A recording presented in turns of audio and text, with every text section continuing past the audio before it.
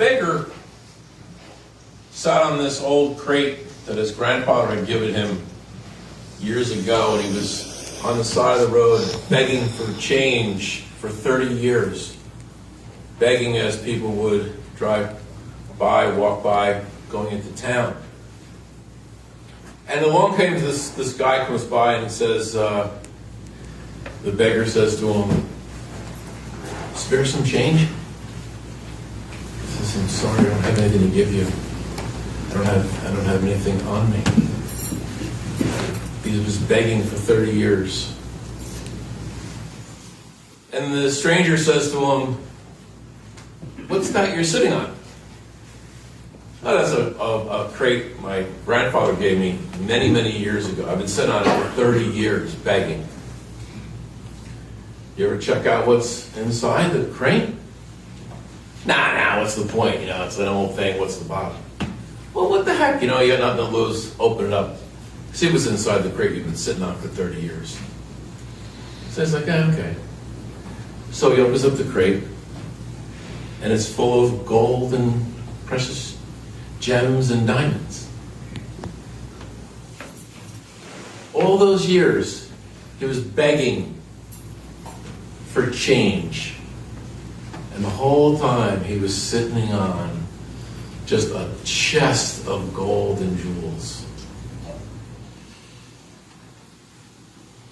Sometimes we could be like that, right? We could be like a beggar, like we're feeling empty and we don't have enough, and we have to find something outside of ourselves, and we don't go to the first place, the most important place to look, which was inside. He was sitting on this the whole entire time. Sometimes we can become that beggar and not realize who we really are. That who we really are is people, human beings. We are spiritual beings. We are invisible, living with a power beyond ourselves with the living God. And Jesus says, "I pray that you're one as I am one." Jesus knew he was one with the Father. And he was just simply saying to all of us, I get it. I know that I'm one. I'm just trying to communicate to all of you. So are you. And Jesus never lost his way. We oftentimes can get pulled in a lot of different directions, and we lose our way. And it's interesting because we lose the sense of who we really truly are. I have an addiction to Barnes & Noble, and I went there a couple weeks ago, and I saw this book called The Awakened Brain. The New Science of Spirituality in Our Quest for an Inspired Life. Oh, I gotta get this. What this book is saying, from a scientific research point of view, where they study MRIs in the brain, what they have discovered is that when a human being, in the survey, in the poll, a human being who values spirituality, who values prayer, who values and understands there is a dimension, a transcendent dimension beyond us and within us, those people, when you measure their brain is 5 times more resilient, 5 times stronger, 5 times more insightful, 5 times less prone to depression and addiction. Is it that big? No. Where conversely, people who don't do that, who have no sense of the divine or spirituality, they can become more depressed, and they can become like that beggar on the side of the road, feeling that they don't really quite have enough inside of them.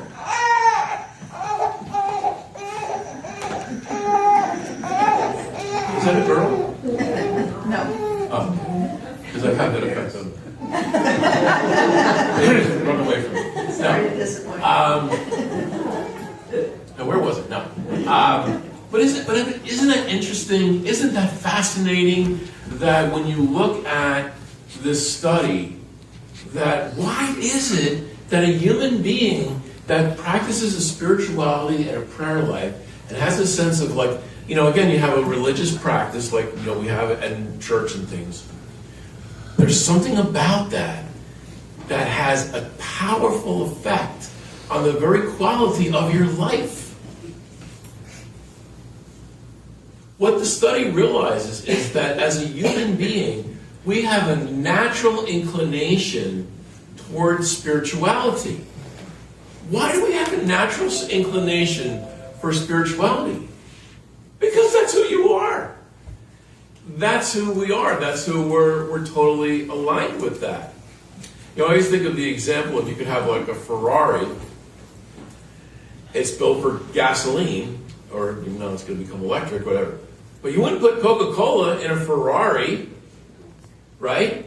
As the potential of that car is probably incredible, but if you don't put the right thing in it, it's not going anywhere. And it's the same thing with a human being. We have got to be aligned with who we truly are. And when we do that, we live with a strength and a resilience and also an insightful way of problem solving in our life. We live in awareness that we're not alone when we're dealing with difficulties in our life. And I just thought that was great to find out, like, this is a scientific study.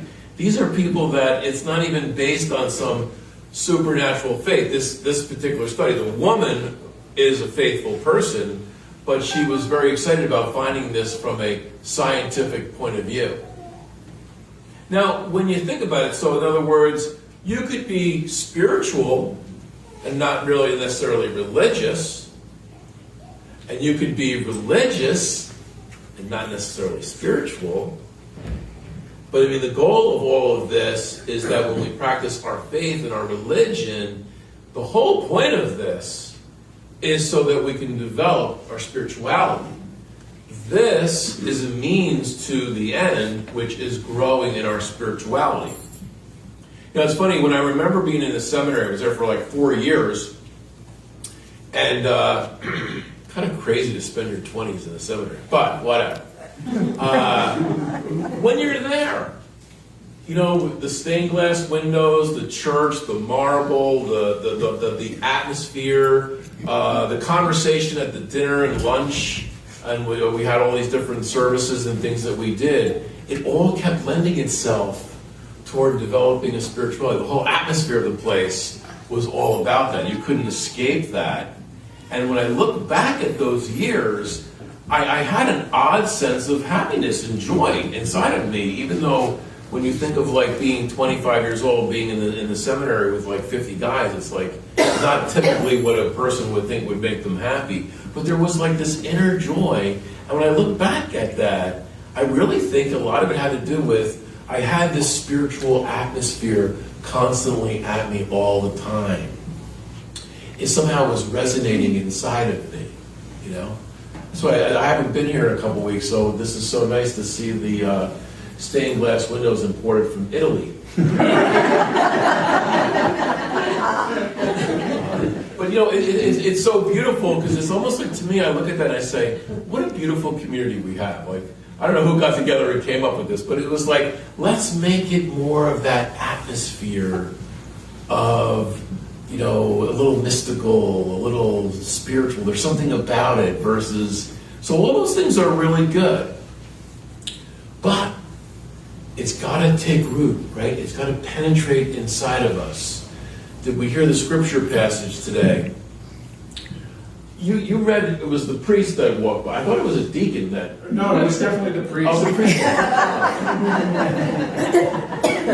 They can be so selfish. So, perfect example, right? I mean, the priest, the Levite, the rabbi, blah, blah, blah. They're all religious, but there's no spirituality. Right? They were bankrupt. They're walking around with their robes and the whole thing. But they were bankrupt. When it came to this guy mugged in the ditch, they walked on the other side. And then Jesus, so brilliantly, I mean, do you hear how brilliant Jesus was? This guy makes the story up. How brilliant 2,000 years ago, the prodigal son, the Good Samaritan story. He's making this up. This is a parable that's coming in his mind. Why? Because he's so aligned with the living God. He's got this insight and this intelligence and this brilliance to come across with this timeless story to bring home the point. And again, the Samaritans were hated by the Jews. So when he's telling the story, he's really sticking it to them because he's saying, who's the person who really does the will of the Father? Who's the one who loves? Who's the one who's spiritual? Who's the one who's aligned with the living God? It's the Samaritan. And they're like, ugh, I don't like that. But he makes the point.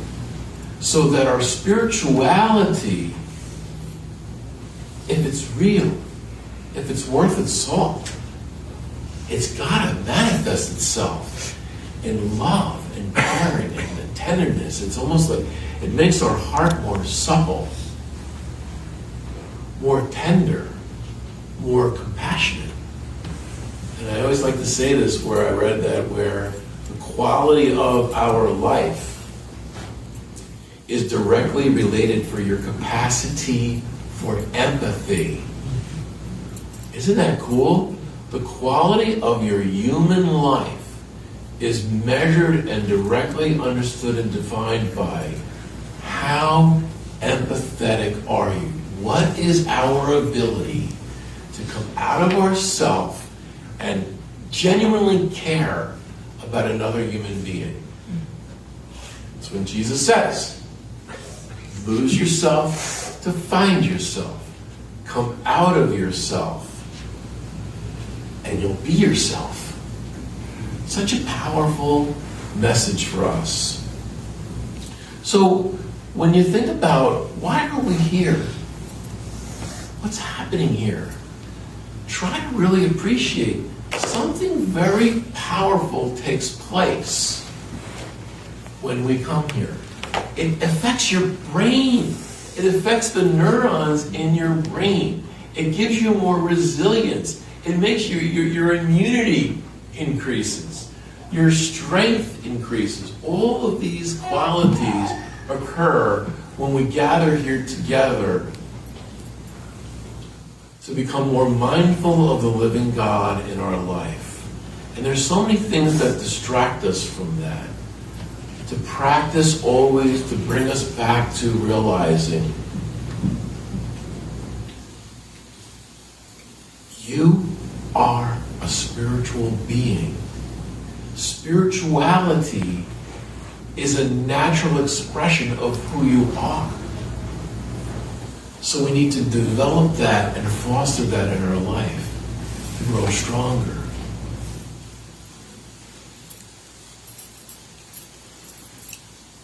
What do you think? Yes.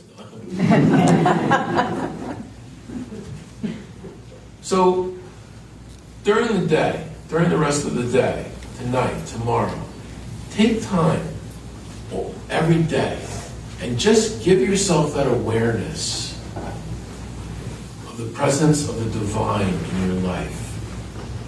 You know, it was funny, I joined this place, like a pool, it's a work, you can also work out. I haven't been upstairs where the machines are yet, as you can tell. I hear they're very nice. But I really like the jacuzzi, and then there's like this pool. So what I do is, I was taking these noodles, you know the noodle, the pool noodles? And I take 3 of them, because they got them all over the place. And there's kids running around. And I take the noodles on my back, my legs, and my hip, and I lay there, and I could float with the noodle. And I'm just like, got my thing by the pool, and I'm floating. And I like to float because the floating helps me to get a sense of weightlessness. Floating. You know, you experience that sense of just like you lose your sense of your body, and you get in touch with, like, who are you? You know, you're just this invisible awareness, and floating helps me to do that. And the kids are running by and everything. They're going like, Mommy, what's that guy doing there? He's not doing anything. And somebody, doesn't he want to play like chicken fight or something like this? And I think like when you're a kid, right, you just want to run around, right? You don't want to be floating in the pool, right, Skylar? You want to be like running around. But there's something about stillness. Get that sense of laying down somewhere and just imagine and picture yourself, get in touch with who you are, and get a sense of yourself apart from your body.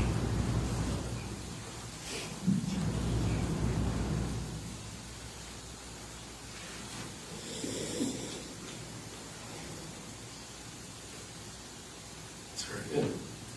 You do that every day, and you will have a shift in the way you experience the quality of your life. And again, try to remember, this is a scientific study. So if you want to be more resilient, stronger, have a sense of fortitude inside of you with all the difficulties we've been through the last couple of years, practice that sense of complete stillness.